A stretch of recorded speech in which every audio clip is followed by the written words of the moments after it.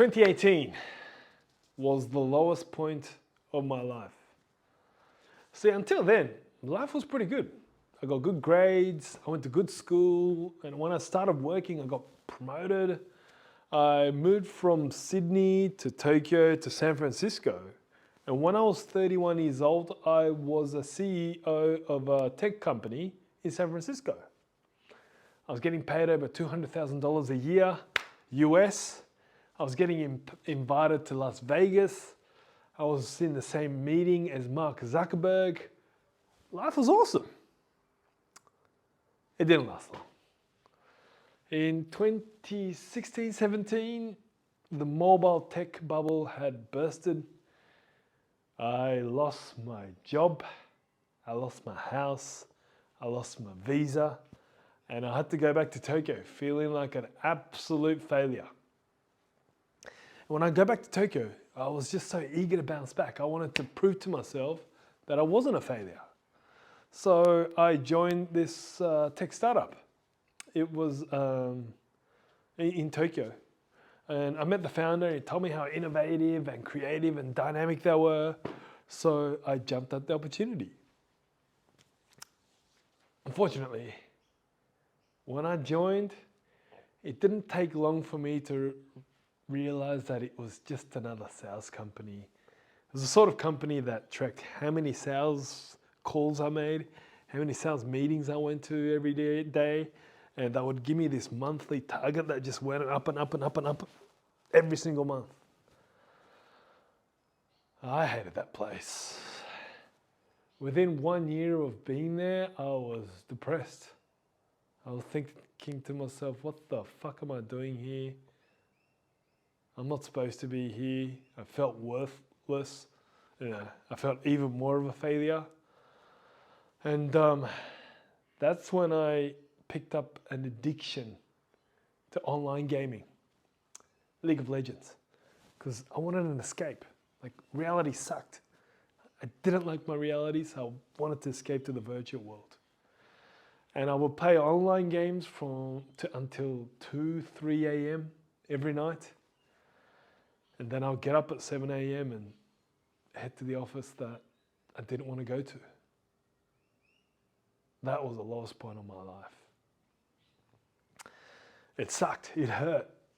I didn't like it. But one morning, everything changed. It was just another morning, Thursday morning, November 2018. I remember it vividly. And I was in a sales meeting of like 200-300 people. And the executive would come. He had a microphone and he'd be really excited.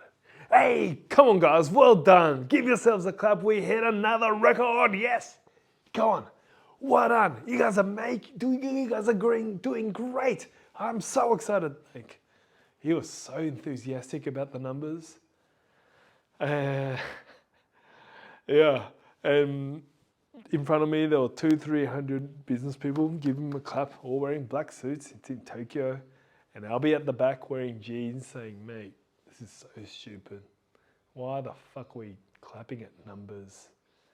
This guy, all he cares about is numbers. So I'll be complaining at the back, usually. But this morning I was different.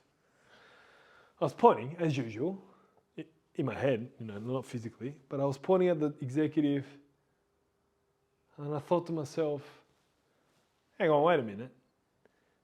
Maybe he was born to do business. Maybe he is talented at business. That's why he gets excited by the numbers. He's shining because that's where he's supposed to be. Maybe I wasn't born to do business. Maybe I'm supposed to be somewhere else and I could be shining somewhere else. So for the first time, I kind of stopped pointing at anyone else and I started pointing to myself. And I started to question my decision to be working for a corporate. To me, that was a proof I shouldn't be there. And that day, I made a promise to myself. I made a promise to myself to post something on Instagram every day before I start playing online game. I always had a passion for soccer. I always wanted to work in sports. So I posted something on Instagram about soccer every day. 6 weeks later, I had 3,000 followers. Couldn't believe it. Whoa. I'm just making these soccer images. I'm not a designer, but I posted something every day and I had 3,000 followers. So I kept going. I did it for another 6 weeks. I had 6,000 followers. Wow, 6,000 followers. I couldn't believe it. And I started Twitter as well. There were 3,000 followers. So I had 9,000 followers in 3 months. So I kept doing it. I did Instagram, I did X, I did blog. I made 3 sports websites. And I finally started YouTube. I started YouTube with a friend of mine talking about soccer. And on my 3rd video, after my 3rd video, I had like 8 views. After my 3rd video, I told my friend, you know what? Maybe I'm born to do YouTube. Maybe I was born to do YouTube. I said it. Because I was editing myself. I was watching myself and I was shining. I looked great. I looked great in front of the camera. So I kept going again. And within 12 months of starting YouTube, I was making more money on YouTube than in corporate. So I left. That was 4 years ago. And that's my story of how I left corporate forever.